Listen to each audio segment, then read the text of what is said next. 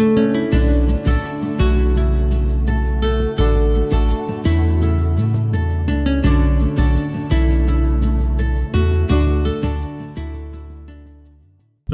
ప్రియమైన దేవుని వల్లారా, దేవుడు ఈరోజు మనల్ని ఈ విధంగా నడిపించేందుకే దేవునికి మహిమ ఘనత ప్రభావం చెల్లిస్తూ చేరి వచ్చిన మీ అందరికీ మన దేవుడు రక్షకుడైన యేసు ప్రభు నామములో నా హృదయపూర్వక వందనములు తెలియజేస్తున్నాను.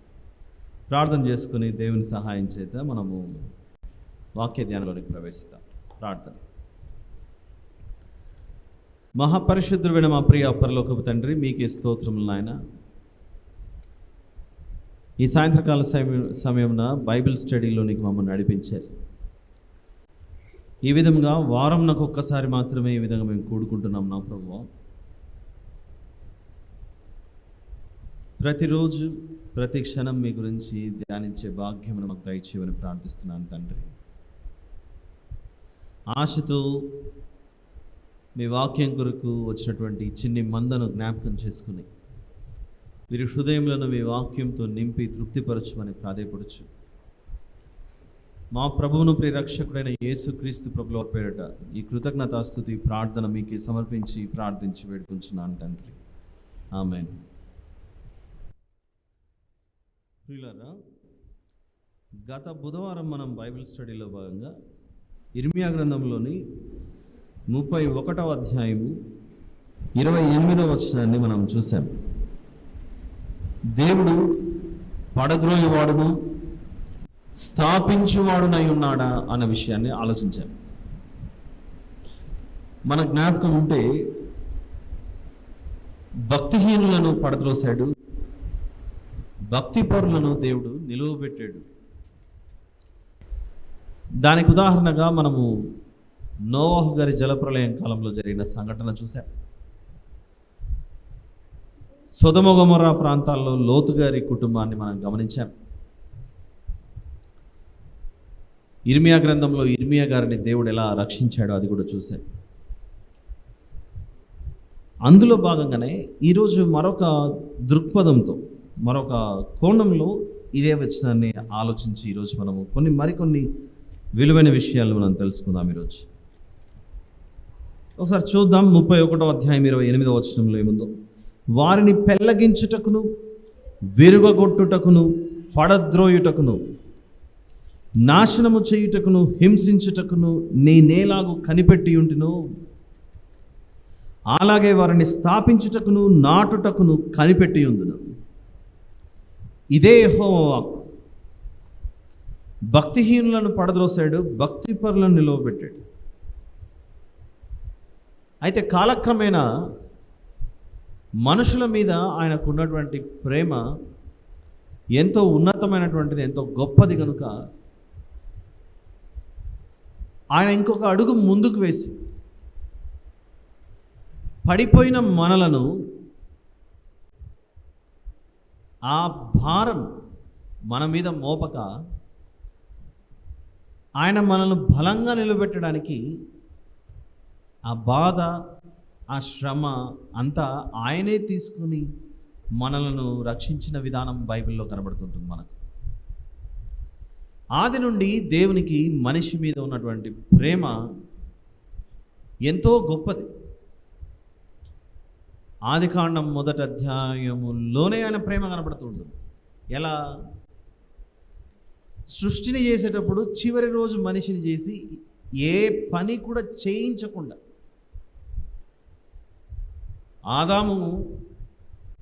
ఆదాము గారు దేవునికి కుమారుడు అని మనకు బైబిల్లో స్పష్టంగా కనబడుతుంది. లూకాసు వార్త 3వ అధ్యాయంలో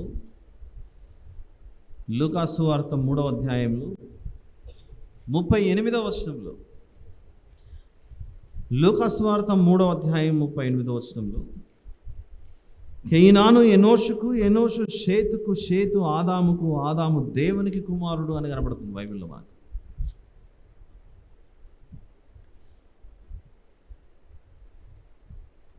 మన ఇంట్లో ఏదైనా పనులు ఉన్నప్పుడు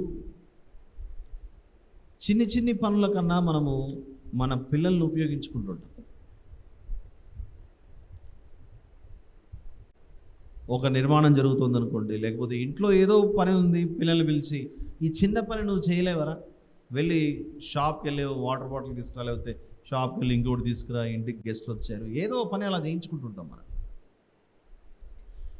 ఆదికాండం 1వ అధ్యాయంలో దేవుడు ఇంత పెద్ద సృష్టిని చేసేటప్పుడు తన బిడ్డ అయిన ఆదాము గారితో కనీసం ఒక చిన్న రాయిని దేవుడు మోయించకుండా ఈ సృష్టిని చేశాడు. ఆదాము, నువ్వు నా కుమారుడు కదా, నేను ఇంత పెద్ద పని ప్రారంభించాను, ఒక పెద్ద ప్రాజెక్ట్ని చేస్తున్నాను, సూర్యచంద్ర నక్షత్రాలన్నింటినీ నిర్మిస్తున్నాను, అందుకే నేను నిన్ను మొదట చేసి చివరి రోజు కాకుండా మొదట చేసి నేను చేసే పనిలో నువ్వు కూడా పాలిభాగస్తున్నవై నేను చేసే పనిలో నువ్వు కూడా ఒక భాగమైపో అని చెప్పలేదు. అన్నిటినీ సిద్ధపరిచి ఇది నీ కొరకే నాయన అని చెప్పాడు. దీన్ని నువ్వు ఏలు, నీ అధికారం కింద దీనిని నేను ఉంచుతున్నాను అని ఈ ప్రపంచాన్ని మనిషి యొక్క పరిపాలన కిందకి తీసుకొని వచ్చాడు. ఏ పని చేయించకుండా, కనీసం ఒక చిన్ని రాయి, ఒక చిన్న బరువు కూడా మోయించకుండా అంత జాగ్రత్తగా దేవుడు తన బిడ్డల్ని భూమి మీద ప్రవేశింపజేశాడు. ఏ చిన్నది కూడా వారికి తక్కువ కాకుండా వారికి ఒక తోట వేసి ఆ తోటలో వారిని నివాసం ఉండమని చెప్పాడు. వారు తప్పు చేసిన తర్వాత నువ్వు వెళ్ళి నువ్వు పని చూసుకోపో, భూమిని సేద్యపరచు, పండు తిన్న తర్వాత చెప్పాడు వెళ్ళి నువ్వు కష్టపడి ఇక మీదట. అంతవరకు పూర్తిగా దేవుని యొక్క పరిపాలన క్రింద, దేవుని యొక్క ఈవులు, ఆయన ఇచ్చినటువంటి సమస్తాన్ని అనుభవిస్తూ క్షేమంగా బ్రతికారు మీరు. తోట వేసి ఆ తోట నువ్వు గమనించుకుంటా ఉండు, నువ్వు దాంట్లో ఉండు అని చెప్పాడు. అంతే. అప్పటి నుంచి ప్రారంభమైంది. ఇంకా చెప్పాలంటే ఆలోచన పుట్టినప్పుడే మనిషి మీద ఆయనకున్నటువంటి ప్రేమ అర్థమవుతూ ఉంటుంది మనకు. అందులో భాగంగా మనిషి మొదట తప్పు చేసినప్పుడు ఆదికాండం 3వ అధ్యాయం 21వ వచనంలో, ఆదికాండం 3వ అధ్యాయం 21వ వచనంలో, దేవుడైన యెహోవా ఆదామునకును అతని భార్యకును చర్మపు చొక్కాయిలను చేయించి వారికి తొడిగించాడు. ఏ చొక్కాయిలు ఇవి? చర్మపు చొక్కాయిలు. ఇద్దరికి శరీరం అంతా ఒక వస్త్రంగా ఉండాలి అని అంటే కనీసం ఒక పెద్ద జంతువుల్లో 2 చనిపోవాలి. చర్మపు చొక్కాయి అని అంటే లెదర్ డ్రెస్, అది పూర్తిగా మనిషిని కప్పాలి అని అంటే కనీసం 1-2 జంతువులు చనిపోయాడు. ఒక జంతువును పట్టుకొని పూర్తిగా చర్మం అంతా ఒలిచేసాడు అనుకోండి, దేవుడు ఆ జంతువు బ్రతికే అవకాశం ఉంటుందా? మనమే ఉన్నాం, మనల్ని ఎవరైనా బలవంతంగా పట్టుకొని వెళ్ళి మన శరీరానికి మొత్తం ఉన్న చర్మాన్ని అంతా ఒలిచేసారు అనుకోండి, ఎంత కష్టం అది బ్రతకడం. ఇంకా చెప్పాలి అని అంటే పైనున్న పొరను గాయపరిస్తే అది బ్రతకడం చాలా కష్టం, ఏదైనా కూడా. ఒక చిన్న ఎగ్జాంపుల్, ఉల్లిగడ్డ, ఆనియన్, మనం వంట చేసుకునే ఉల్లిపాయ అనొచ్చు, ఉల్లిగడ్డ అనొచ్చు, ఒకవేళ కడప, కర్నూలు, అనంతపూర్ అయితే ఎర్రగడ్డ అనొచ్చు. మన ఇంట్లో కూడా ఇప్పుడు స్టాక్ ఉండొచ్చు. ఇంటికి వెళ్ళి చిన్న ఎక్స్పెరిమెంట్ చేయండి మీరు, ఇప్పుడు చిన్న ప్రయోగం చేయండి. అది చాలా పల్చగా ఉంటుంది. ఆ ఆనియన్ మీద ఉన్న ఆ పొర, ఆ చిన్ని పొరను అలా తీసి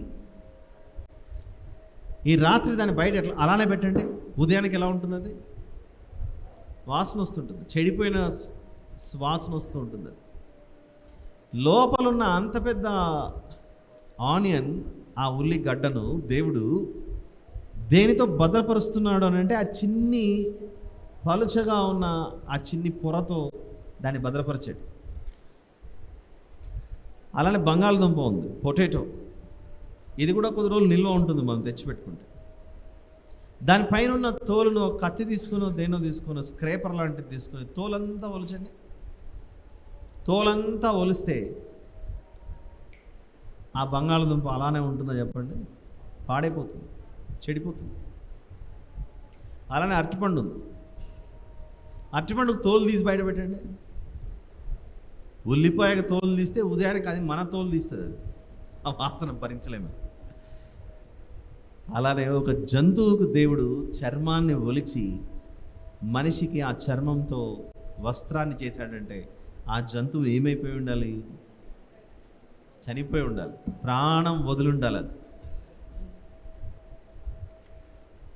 మన దేవునికి మన మీద ఎంత ప్రేమ ఉంటే, తప్పు చేసింది మనమైతే ఏ తప్పు చేయని ఆ జంతువును చంపుతున్నాడు అక్కడ దేవుడు. ఆ విధంగా మనము పడిపోయిన ప్రతిసారి దేవుడు నిలబెట్టాలనే చూశాడు, కానీ మనల్ని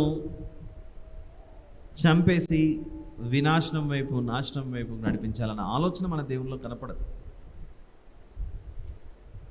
ఆయన మనం అర్థం చేసుకోవడంలో మనం ఫెయిల్ అయిపోతామేమో, కానీ మనం ఆయనను ప్రేమించే విషయంలో మనం విఫలమైపోతుంటాం. కానీ ఆయన ఎంతవరకు ప్రేమించాడు అంటే ఏకంగా పరలోకాన్ని విడిచిపెట్టి భూమి మీదకి వచ్చి తన ప్రాణాన్ని సంపూర్ణంగా ఇష్టపూర్వకంగా సమర్పించాడు. దీని గురించి మాట్లాడుతూ మనము దేవునికి దూరమైన స్థితిని ఆయన వేదనతో చెప్పుకుంటున్నాడు. చూద్దాం ఒకసారి యెషయా గ్రంథంలోనికి వెళ్ళి 59వ అధ్యాయం. యెషయా గ్రంథం 59.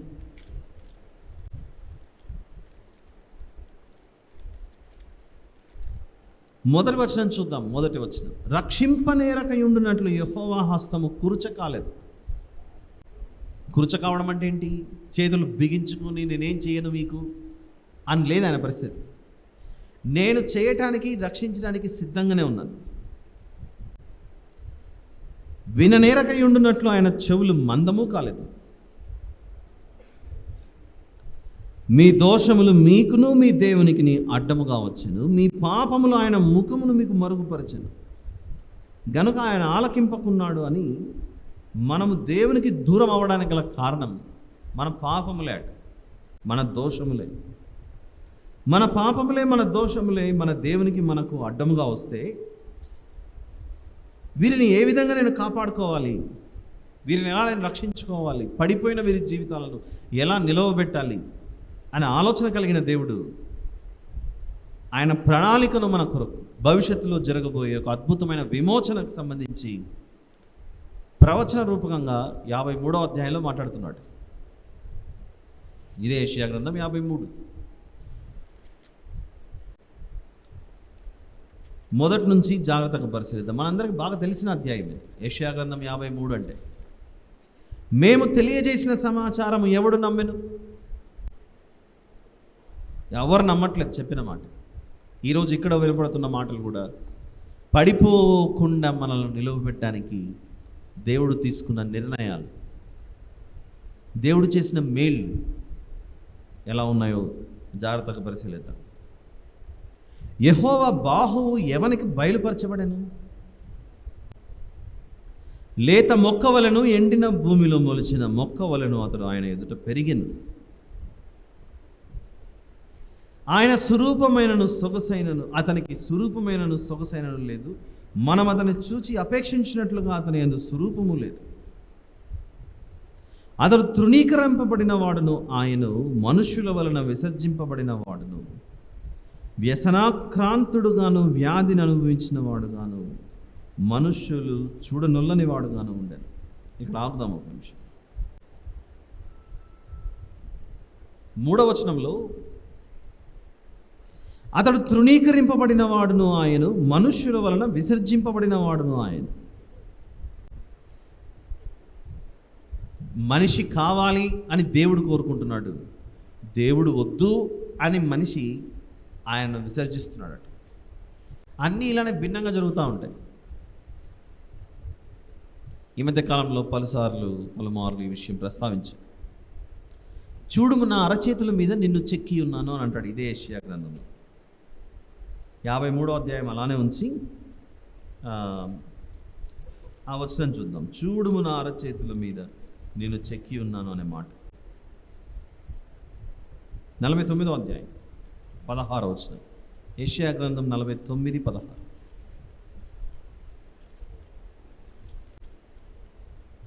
చూడుము, నా అరచేతుల మీద నిన్ను చెక్కి ఉన్నాను. దేవుడేమో మనిషిని తన అరచేతుల మీద చేస్తే అదే అరచేతులతో మనిషి బొమ్మను చేసుకొని నువ్వు నా దేవుడు అంటున్నాడు. అంటే మనిషి దేవునికి ఎంత భిన్నంగా విరోధంగా నడుస్తూ ఉంటాడో, అన్నీ ఆపోజిట్ వ్యతిరేకంగానే జరుగుతూ ఉంటుంది ప్రయాణం. ఈ విషయం మనం మర్చిపోకూడదు. ఈ విషయం ఈ బైబిల్ స్టడీలో మనం ఈరోజు చాలా తక్కువ మంది కూర్చొని ఉన్నాం. ఈ లోకానికి ఉప్పు మనమే అట. వెలుగునిచ్చే ఆ దీపం చిన్నదే, కానీ చాలా వెలుగునిస్తూ ఉంటుంది. ఇక్కడున్న ఈ చిన్ని మందనే విన్న వాక్యాన్ని అనేక మందికి ఉప్పుగా దాన్ని ఉపయోగించాలి, వెలుగుగా దాన్ని ఉపయోగించాలి. ఎలా ఉపయోగించాలి? మనం దాన్ని భద్రపరచుకోవాలి. ఎలా భద్రపరచుకోవాలి? అందుకే దేవుడు మార్పు చేశాడు, కాలక్రమేణా మార్పు చేశాడు. ఏంటి ఆ మార్పు అని అంటే, పాత నిబంధనలో 10 ఆజ్ఞలు కలిగిన పలకలు ఇచ్చాడు, రాతి పలకలు. ఆ తర్వాత కాలంలో అన్నాడు, ఈసారి రాతి పలకలు కాదు, మీ హృదయం అనే పలక మీద రాస్తాను అన్నాడు. రాతి పలక మీద ఉందనుకోండి, మోషే గారి చేతుల మీదుగా అవి ఒకసారి పగిలిపోయాయి. ఆయన కింద పడేసాడు, పగిలిపోయాయి. పగిలిపోయిన తర్వాత ఏం రాస్తుంది ఎవరు గుర్తుంటుంది చెప్పండి? ముక్కలు అయిపోతే. అందుకే దేవుడు మళ్ళీ పిలిచి మరొక రాతి పలకలు ఇస్తాడు. అలా రాతి పలకలు ఇచ్చినటువంటి దేవుడు చెప్పాడు, నాయన నీ హృదయమే కఠినమైంది, రాయి కంటే కఠినమైంది నీ హృదయం. ఈసారి అక్కడ రాయను, నీ హృదయం మీద రాస్తానంట. హృదయం అనే పలక మీద రాస్తానంట. అది మన హృదయంలో ఉందనుకోండి, మనం ఎప్పటికీ మర్చిపోం. కొన్ని సందర్భాల్లో కొందరికి వివాహమైన తర్వాత మొదటిసారి దేవుడిచ్చే బహుమానం జరిగినప్పుడు అనుకోకుండా నేల రాలిపోతుంటారు. ఆ నెలలు పూర్తి అవ్వకుండానే నేల రాలిపోతుంటారు. జరిగిన ఆ సంఘటన ఆ స్త్రీ తన జీవితకాలం అంతా గుర్తుపెట్టుకుంటుందా, మర్చిపోతుందా?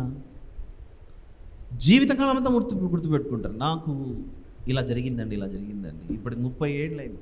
ఒకవేళ అలా నిలబడి ఉండంటే ఇప్పటికి నా కుమారుడు నా కుమార్తెను ఇంచుమించు ఒక 26-27 సంవత్సరాల వయసు కలిగినది అయి ఉండాలి అని.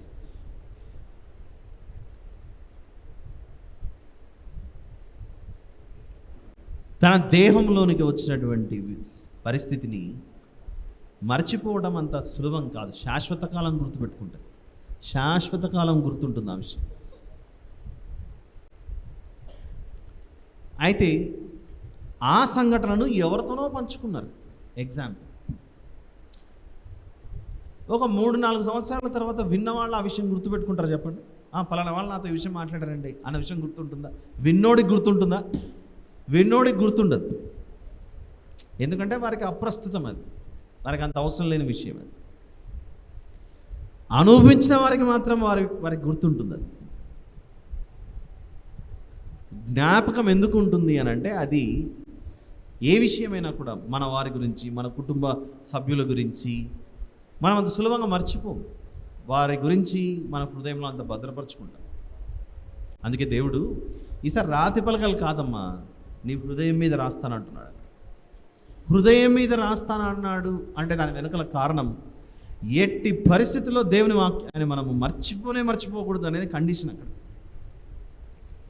మీకు ఒకప్పుడు రాతి పలకల మీద ఇవ్వటం వలన మీకు మర్చిపోవడం అలవాటు అయిపోయిందని మాట్లాడుతున్నాడు. ఈసారి వారి హృదయం మీద చూద్దాం. అది కూడా ఇర్మియా గ్రంథం 31:33 వచనం. ఇర్మియా గ్రంథం 31:33.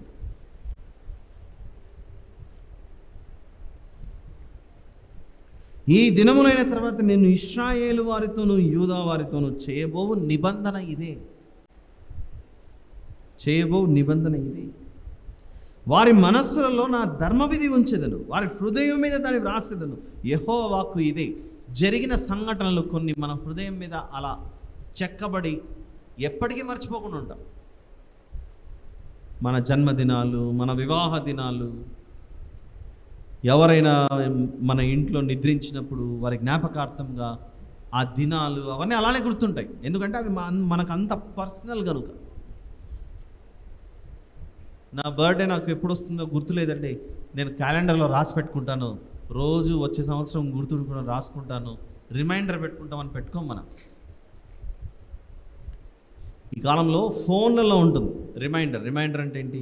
ఫర్ ఎగ్జాంపుల్ ఎవరికో మనం బర్త్డే విష్ చేయాలి, మన మేనేజరు, మన సూపర్వైజరు, మన అధికారు, ఆయన ఏ డేటా మనతోనే ఉన్నటువంటి వ్యక్తి కాబట్టి ఆయన పుట్టినరోజు సందర్భం మనం మర్చిపోకుండా ఫోన్లో రిమైండ్ పెట్టుకుంటాం. వచ్చే సంవత్సరం ఈ డేట్కి నువ్వు గుర్తు చేయాలని ఒక రిమైండర్ ఉంటుంది. ఆ రోజు అనుకోకుండా ఫోన్ రింగ్ అవ్వలేదు అనుకోండి, అలారం రాలేదు, అప్పుడు ఏంటి పరిస్థితి? మర్చిపోతాం. మర్చిపోకుండా ఫోన్లో గుర్తుపెట్టుకుంటాం రిమైండర్ లాగా.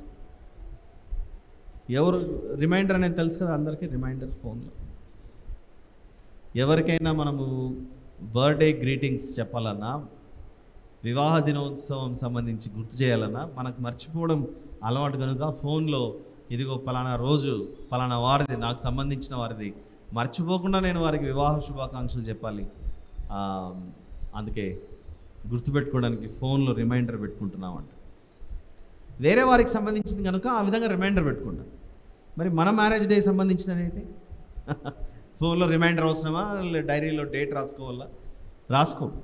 ఎందుకు రాసుకోము? నీ జీవితంలో అది ప్రత్యేకంగా జరిగింది కనుక. ఇద్దరి మధ్య ఆ వైవాహిక బంధం అనేది నీకు చిరస్మరణీయంగా గుర్తుగా ఉండిపోయింది. కొందరు పేదరికంలో ఉంటారు, ఆ పేదరికంలో ఉన్నవన్నీ అమ్ముకోవాల్సిన పరిస్థితి వస్తుంది. అలా అమ్ముకోవాల్సిన పరిస్థితి ఏర్పడినప్పుడు,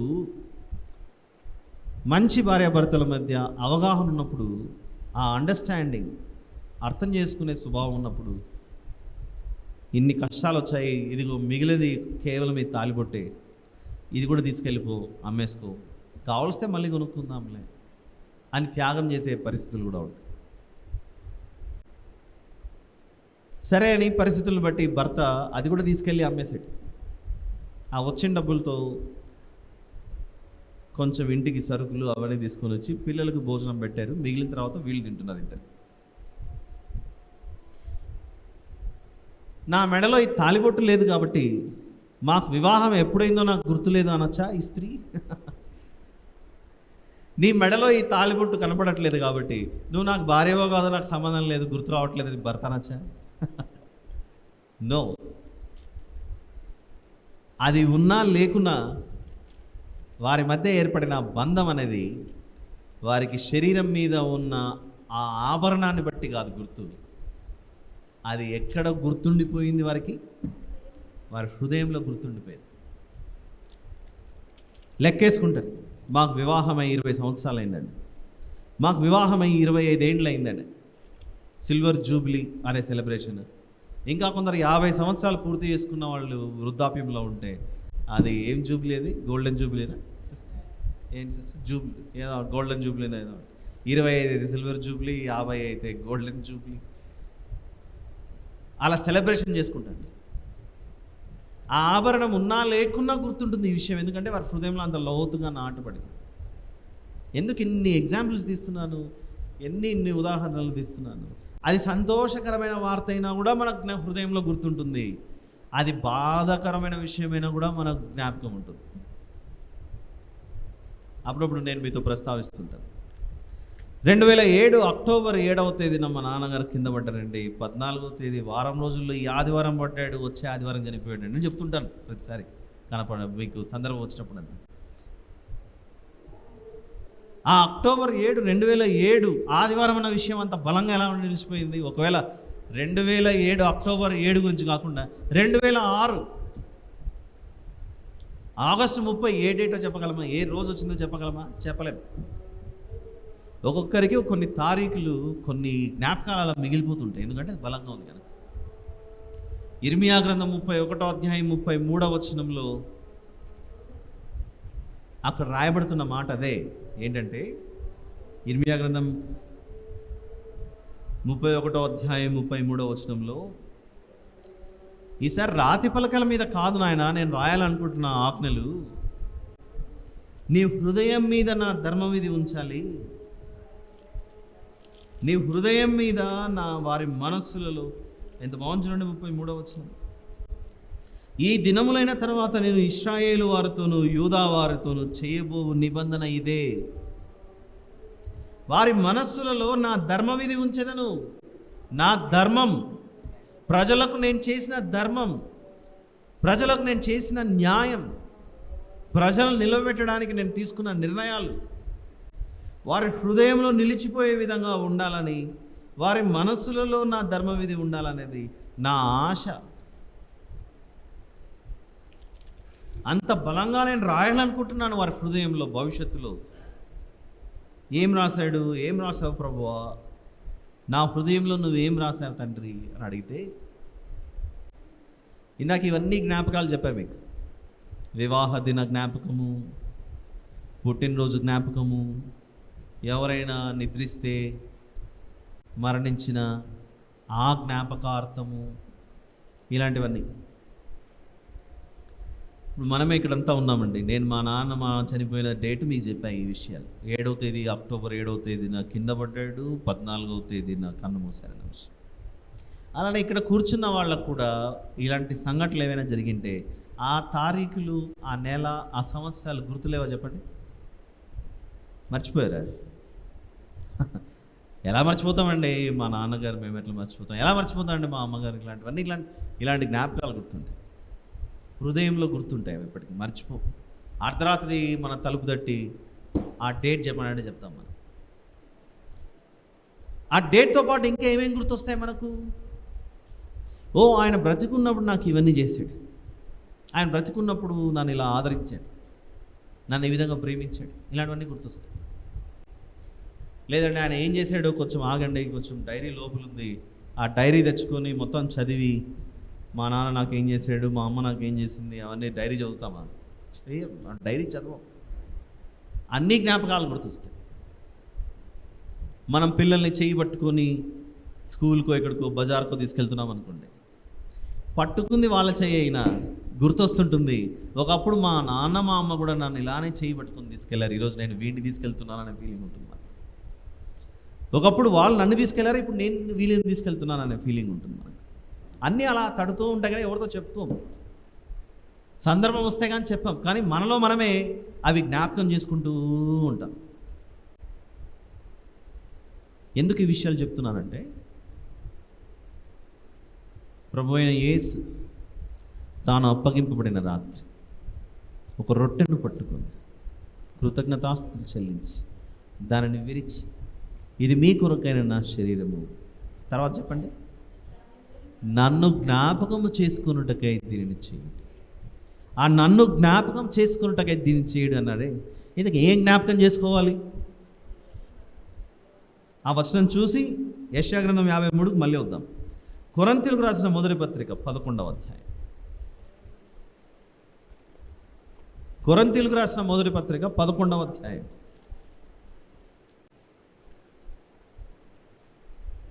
23 నుంచి చూద్దాం. నేను మీకు అప్పగించిన దానిని ప్రభువు వలన పొందితిని. ప్రభువైన యేసు తాను అప్పగింపబడిన రాత్రి, మీరు మర్చిపోతారేమో, ఈరోజు నన్ను అప్పగిస్తున్నారు, నన్ను సిలువకు తీసుకెళ్తున్నారు. ఈ రాత్రి గెత్సేమనే అనే తోటలో నేను ఉంటే మీరేమో గాఢ నిద్రలో నిద్రకు తట్టుకోలేక తూలి పడిపోతుంటారు. నేనేమో నా చెమట రక్తపు బిందువులుగా కారుతూ నేను ప్రార్థన చేస్తుంటే ఈ తోటలోనికి ప్రవేశిస్తాడు నా పాత్రలో చేయి వేసిన వాడు, ఇస్కరియోతు యూదా. ఈ విషయాన్ని మీరు మర్చిపోకండి. వదకు తేబడుచున్న గొర్రెపిల్ల వలె నన్ను తీసుకెళ్ళిపోతాడు.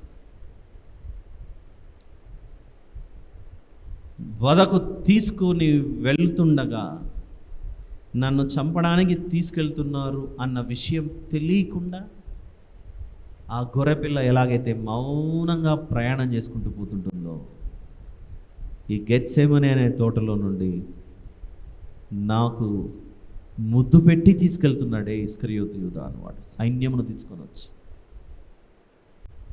ఈ విషయం మీరు మర్చిపోతారా? ఈ విషయం మీకు జ్ఞాపకం ఉండదా? మన కుటుంబ సభ్యులకి ఇలాంటివి జరిగినప్పుడు, మన వ్యక్తిగత జీవితాల్లో ఇలాంటివి చోటు చేసుకున్నప్పుడు మనం ఎప్పటికీ మర్చిపోం.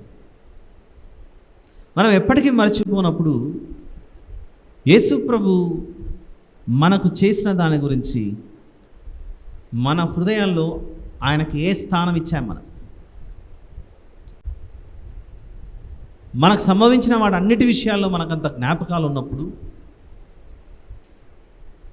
గెత్సెమనే అనే వనములో ఆయన చెమట రక్త బిందువులుగా కార్చుంటే, ఆ రోజు రాత్రి ఆయనకు జరిగిన సంఘటన, లోక ప్రక్షాళన కొరకై ఒక గొర్రెపిల్ల కటికవాడు ఎలాగైతే చర్మాన్ని ఒలిచి దాన్ని చంపి మాంసపు కొట్టులో ఒక మాంసపు కొట్టుకెళ్ళినప్పుడు ఆ జంతువుని ఇలా వేలాడదీసి ఉంటారు, దాన్ని మనము తెచ్చుకుంటామండి. యేసు ప్రభు దేవుని గొర్రెపిల్ల అయితే ఆ గెత్సెమనే అనే తోటలో నుండి అలా తీసుకెళ్ళి ఆ కర్రకు ఆయన అలా వేలాడదీశారు. అక్కడ జరిగిన సంఘటనను ఆయన శరీరం రూపిగా మన మధ్యలో నివసించినప్పుడు ఆయన మాట్లాడుతున్న మాట చూడండి ఒకసారి. యోహాను సువార్త 10వ అధ్యాయము, యోహాను సువార్త 10వ అధ్యాయము 11వ వచనంలో, నేను గొర్రెలకు మంచి కాపరిని, మంచి కాపరి గొర్రెల కొరకు తన ప్రాణము పెట్టును. నేను భూమి మీదకి వచ్చిండేదే నా ప్రాణం మీ కొరకు పెట్టడానికి. అక్కడికి ఆగలేదు, ప్రతిసారి అదే జ్ఞాపకం చేసుకుంటున్నాడు. చూడండి, నా ప్రాణం పెట్టడానికి వచ్చాను మీ కొరకు. మార్కు సువార్త 10వ అధ్యాయము 45వ వచనం. మార్కు సువార్త 10:45. మనుష్య కుమారుడు పరిచారము చేయించుకున్నటకు రాలేదు కానీ పరిచారము చేయుటకును అనేకులకు ప్రతిగా విమోచన క్రయధనముగా తన ప్రాణమును ఇచ్చుటకును వచ్చిన. మార్కు సువార్త 10:45 చదువుతున్నాం మనం. మనుష్య కుమారుడు అంటే యేసు ప్రభు ఎందుకు వచ్చాడట? అనేకులకు ప్రతిగా, అనేకులకు ప్రతిగా. ప్రతిగా అనే పదానికి అర్థం ఏంటి? చనిపోవాల్సింది మరొకరు, కానీ త్యాగం అవుతున్నది మాత్రం నేను అనే మాట చెబుతున్నాడు.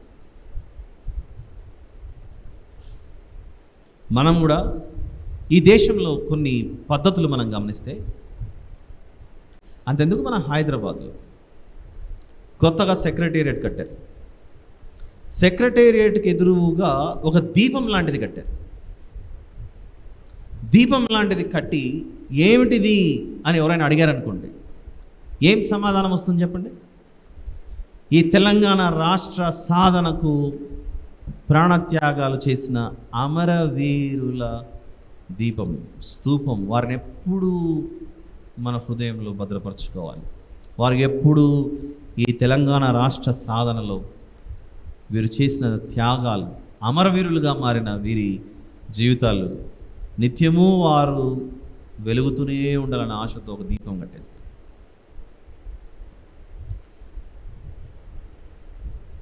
ఆ మధ్యకాలంలో చాలా సంవత్సరాల క్రితం పోలీస్ డిపార్ట్మెంట్లో, ఐ థింక్ ఎస్ఆర్ నగర్, సనత్ నగర్లో ఉమేష్ చంద్ర గారు ఐపీఎస్ ఆఫీసర్ విధులు నిర్వహిస్తుండగా అక్కడ ఉన్నప్పుడు ఆ సర్కిల్లో జంక్షన్లో ఆయనను హతమార్చారు అన్యాయంగా. ఆయనకు గుర్తుగా ఇప్పటికే ఆ స్టాచ్యూ అలా ఉంటుంది అక్కడ. అమరవీరుల త్యాగమైపోయారండి ఇంత మంచి వ్యక్తి ఉమేష్ చంద్ర గారు. అలానే మనమే ఈ క్యాంపస్లో తిరుగుతున్నప్పుడు, లేకపోతే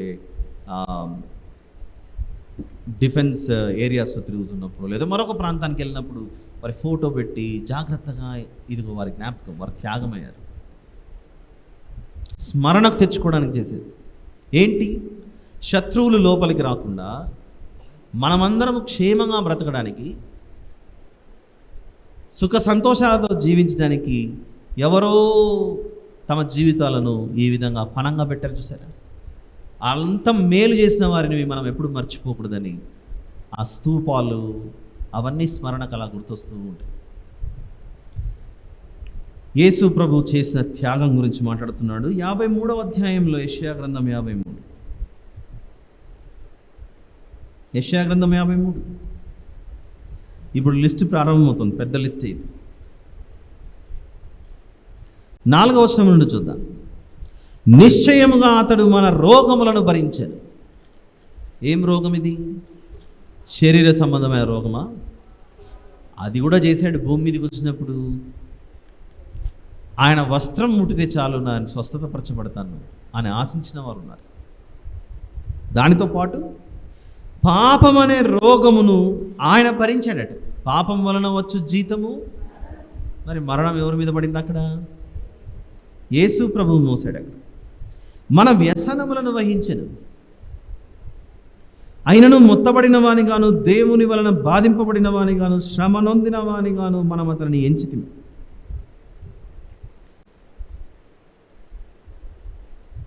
ఇక్కడే చెప్పాను అనుకుంటా మనం ఒక ఎగ్జాంపుల్. ఒక తండ్రి కుమారుడు అనుకోకుండా ఆ రోజు హాస్పిటల్కి వెళ్తే అక్కడ ఉన్న ఒక పేషెంట్ కిడ్నీలు కావాలి, లంగ్స్ కావాలి, అన్నీ కావాలి. ఇదిగో ఎవరిది సెట్ అవ్వట్లేదు, ఇక్కడ నిల్చున్నది మీ కుమారుడిదే సెట్ అవుతుంది, మీ కుమారున్న లంగ్స్, హార్ట్ మొత్తం అన్నీ ఇచ్చేయాలనేది ఒక ఎగ్జాంపుల్ ఏమో చెప్పింది. ఇక్కడ ఉన్నారు, ఎవరైనా ఉన్నారు ఆ రోజు?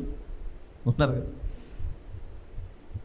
ఆ తండ్రి నువ్వు ఒక క్షణం కూడా ఆలస్యం చేయకుండా ఇంటికి వెళ్ళిపోయి అమ్మ దగ్గరికి పంపించాడు. ఎందుకు? బలవంతంగా పట్టుకొని వీడి మొత్తం బాడీలో ఉన్నటువంటి అవయవాలను తీసుకుని వెళ్ళిపోతారేమో. కానీ ఇక్కడ దేవుని కుమారుడుగా యేసు ప్రభు భూమి మీదకి వచ్చి సమస్తము సమర్పించాడు. చూసారా? మన అతిక్రమ క్రియలను బట్టి, 5వ వచనం, మన అతిక్రమ క్రియలను బట్టి. అతిక్రమం చేసింది ఎవరు? మనము. రోగం తెచ్చుకుంది ఎవరు? మనము. వ్యసనములతో నిండుకున్నది ఎవరు? మనము. దోషములు చేసింది ఎవరు? మనము. 5వ వచనం, మన దోషములను బట్టి నలుగగొట్టబడదు. మనకు సమాధానము దేవునితో లేకపోతే మన సమాధానార్థమైన శిక్ష అతని మీద పడదు. వాస్తవానికి పడిపోయింది ఎవరు ఇక్కడ? మనం. కానీ మన మీద నేరం మోపక మనం నిలవబెట్టడానికి ఎవరు పడిపోతున్నారు ఇప్పుడు ఇక్కడ? మనల్ని స్థాపించుటకు యేసు ప్రభు శిలువ మీద తన ప్రాణాన్ని పణంగా పెట్టవలసిన పరిస్థితి వచ్చింది. తర్వాత 5వ వచనంలో 53, 5వ వచనం,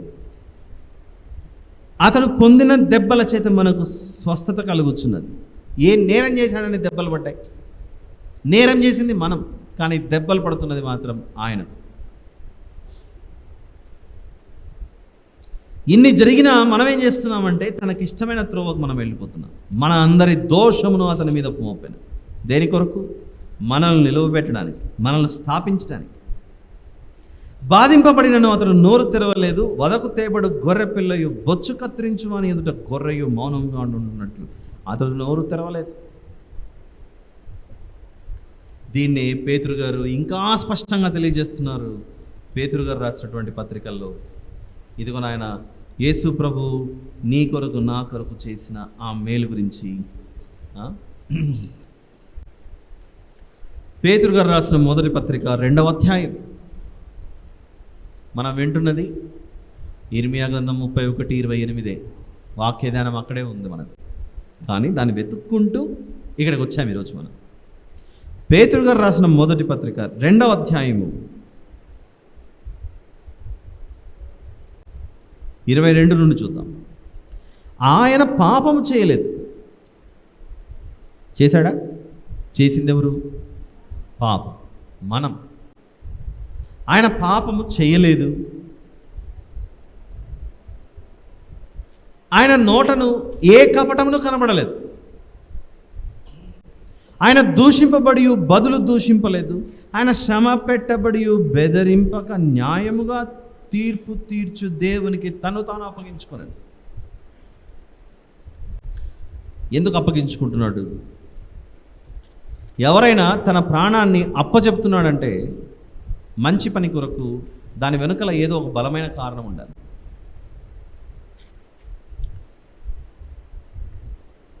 దేశ సరిహద్దుల వద్ద సామాన్య జనులు బలవుతుంటారా, సైన్యం బలవుతుంటారా? సైన్యం బలవుతుంటారు. ఎందుకంత ప్రాణత్యాగం? మా ప్రాణం పనంగా పెట్టైనా మా దేశ ప్రజలను మేము కాపాడుకుంటామని ఆ త్యాగం కనపడుతుంది. చూశారు? యేసు ప్రభు ఎఫెసీ పత్రిక 2వ అధ్యాయంలో, పేతురు గారి పత్రిక అలానే ఉంచండి, తీసివేయకుండా అలానే ఉంచి, ఎఫెసీ పత్రిక 2వ అధ్యాయము 1వ వచనంలో, మీ అపరాధముల చేతను పాపముల చేతను మీరు చచ్చిన వారై ఉండగా ఆయన మిమ్మును క్రీస్తుతో కూడా బ్రతికించెను అనే మాట. ఎఫెసీ పత్రిక 2:1 వచనం.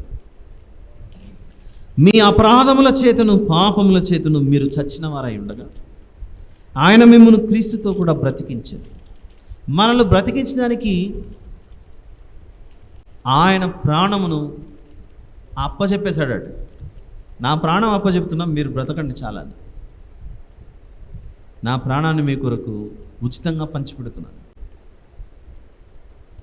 మనం ఎక్కడ బ్రతకడానికి? యుగ యుగాలు పరలోకంలో బ్రతకడానికి. యుగ యుగాలు పరలోకంలో బ్రతకడానికి ఈ భూమి మీద అంత గొప్ప త్యాగం చేయాల్సిన పరిస్థితి వచ్చింది. ఈ విషయం మనిషి మర్చిపోతే ఎలా? ఈరోజు వాక్యాన్ని ప్రారంభించేటప్పుడు ఇన్ని చెప్పాను.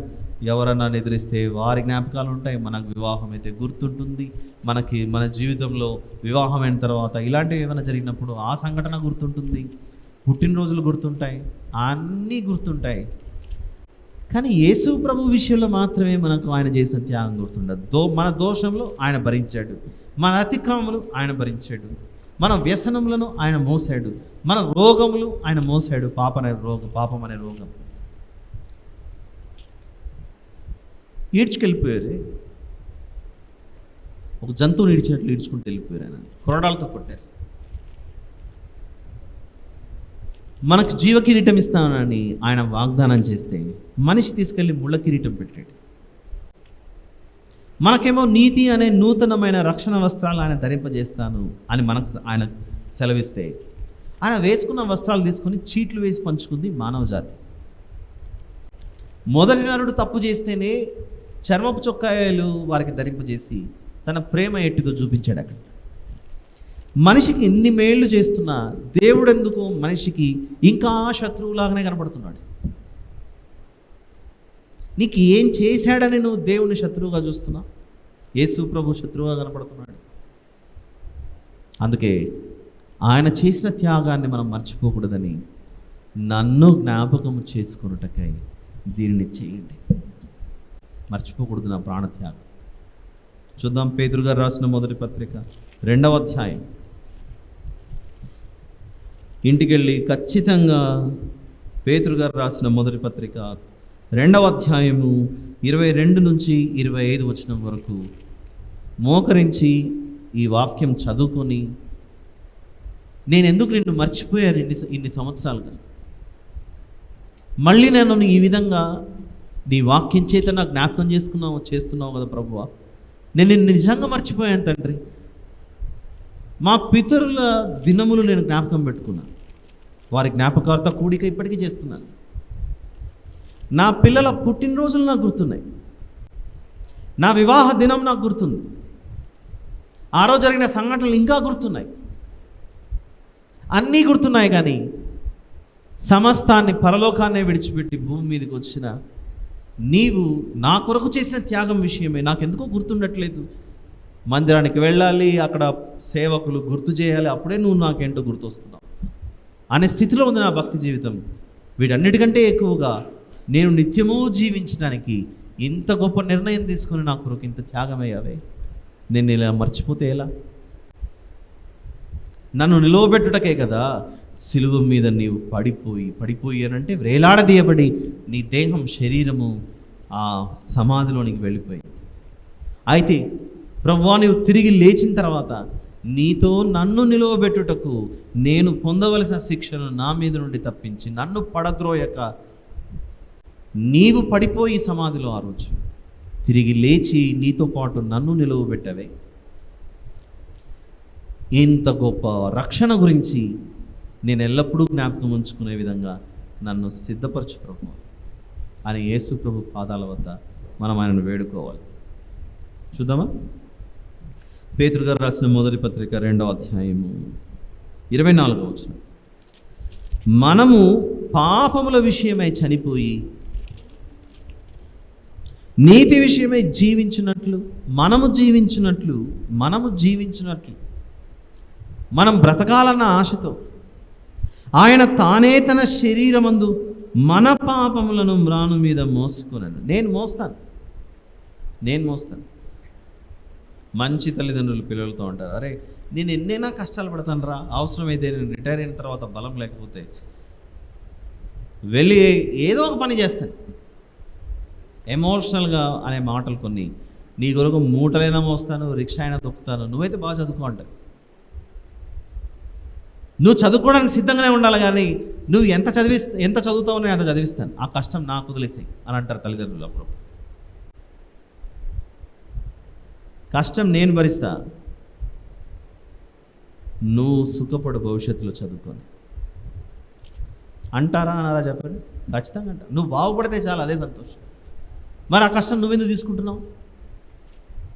వారంటే ప్రేమ కనుక, వారంటే ప్రాణం కనుక, వాళ్ళు బ్రతికితే చాలు, నేనేమైపోయినా పర్లేదు అనే ఉద్దేశంతో ఉంటారు మంచి తల్లిదండ్రులు. ఇక్కడ దేవుడు ఇచ్చిన 2-3 పిల్లల మీదనే మనకంత ప్రేమ ఉంటే,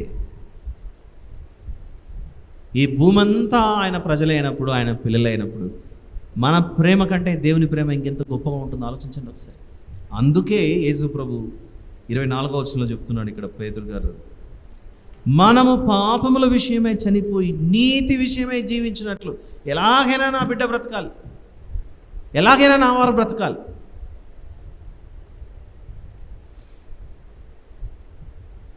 ఆయన తానే తన శరీరమందు మన పాపములను మ్రాను మీద మోసికొనెను. ఆయన పొందిన గాయముల చేత మీరు స్వస్థతను పొందితిరి. అప్పుడప్పుడు మా వాళ్ళు హాస్పిటల్లో ఉన్నారండి, మీరు వచ్చి ఒకసారి ప్రార్థన చేయండి అని అడుగుతూ ఉంటారు.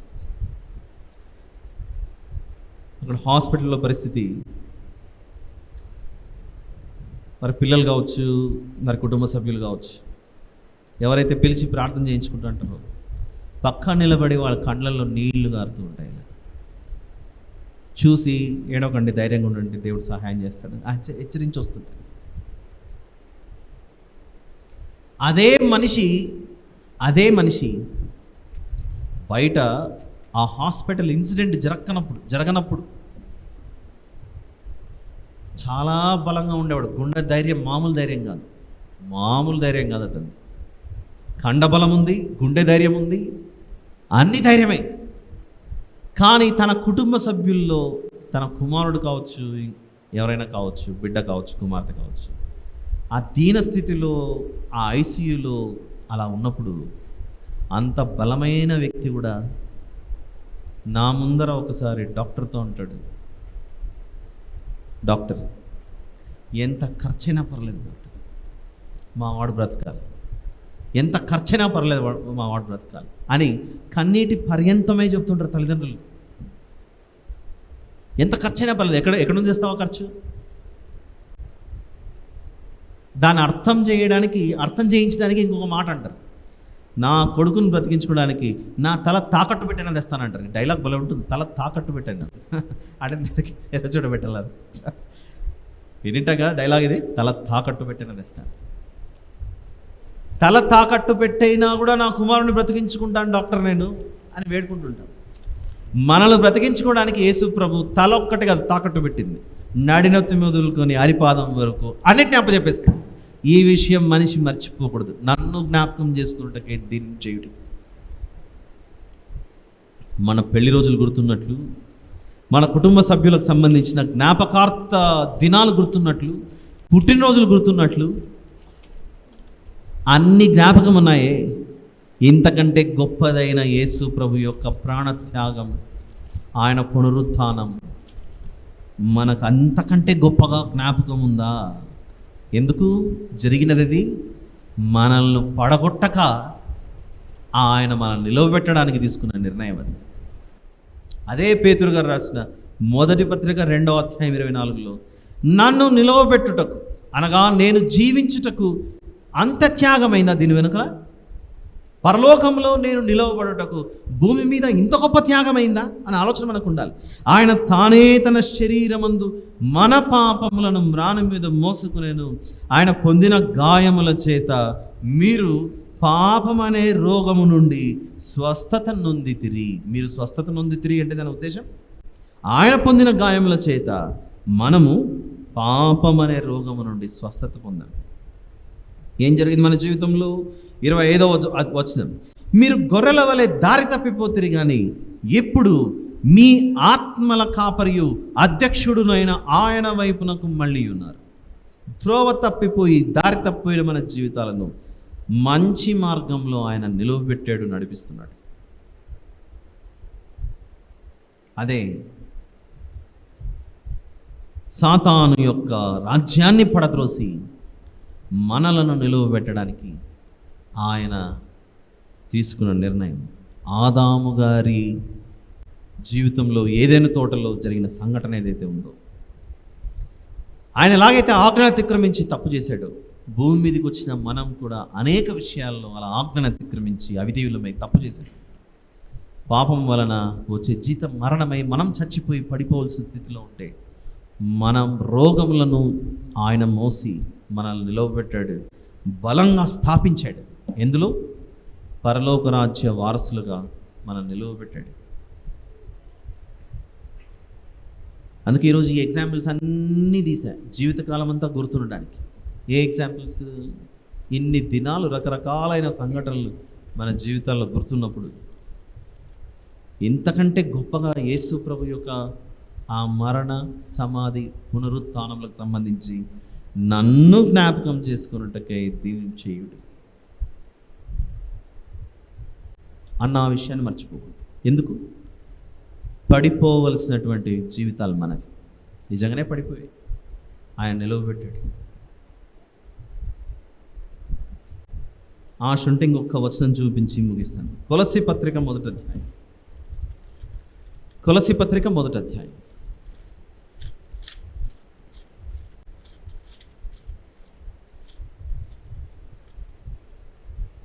13-14 వచనాలు చూద్దాం. కొలస్సీ పత్రిక మొదటి అధ్యాయం 13-14. ఆయన మనలను అంధకార సంబంధమైన అధికారంలో నుండి విడుదల చేసి, ఎందులో నుంచి? ఆయన మనలను అంధకార సంబంధమైన అధికారంలో నుండి విడుదల చేసి తాను ప్రేమించిన తన కుమారుని యొక్క రాజ్య నివాసులుగా చేశాడు. అంధకార సంబంధమైన అధికారం ఏంటి? అంధకార సంబంధమైన అధికారము అపవాది యొక్క అంధకార సంబంధమైన అధికారం. సాతాను యొక్క అధికారంలో ఉన్న మనలను విడుదల చేసి తాను ప్రేమించిన తన కుమారుని యొక్క అని 4వ వచనంలో తన 4వ వచనం అంటే కింద ఫుట్ నోట్లో 4 తన ప్రేమ కుమారుని యందు మనకు విమోచనం రాజ్య నివాసులుగా చేసెను. ఆ కుమారుని యందు మనకు విమోచనము అనగా పాప క్షమాపణ కలుగుతున్నది. క్షమించి నిలబెడుతున్నాడు.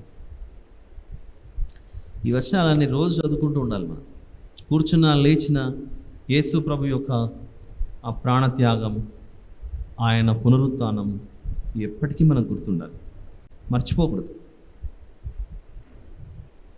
ఆలోచించి దేవునిలో బలపడతారని ఆశిస్తూ ఇంతటితో ఈ సందేశాన్ని ముగిస్తున్నాను. ప్రార్థన చేసుకుందాం.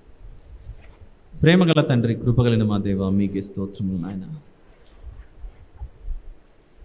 పడిపోవలసినటువంటిది మేము, అయితే యేసు ప్రభు యొక్క శిలువ త్యాగం చేత మమ్మను రక్షించి నశించిపోవచ్చిన మమ్మను వెదకి రక్షించి మీ యొక్క పరలోక రాజ్య వారసులుగా మార్చినందుకే స్తోత్రములు చెల్లిస్తూ మా ప్రభువును ప్రియరక్షకుడైన యేసు క్రీస్తు ప్రభువు వారు పేరటం దీనమానస్కులమై ప్రభువా మేము ఈరోజు మీ సన్నిధిలో వేడుకొంచున్నాం.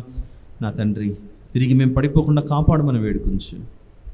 ఈ కృతజ్ఞతాస్తుతి ప్రార్థన మా ప్రభువును ప్రియరక్షకుడైన యేసు ప్రభువు వారు పేరటం వేడుకొని సమర్పిస్తున్నాను తండ్రి. ఆమేన్.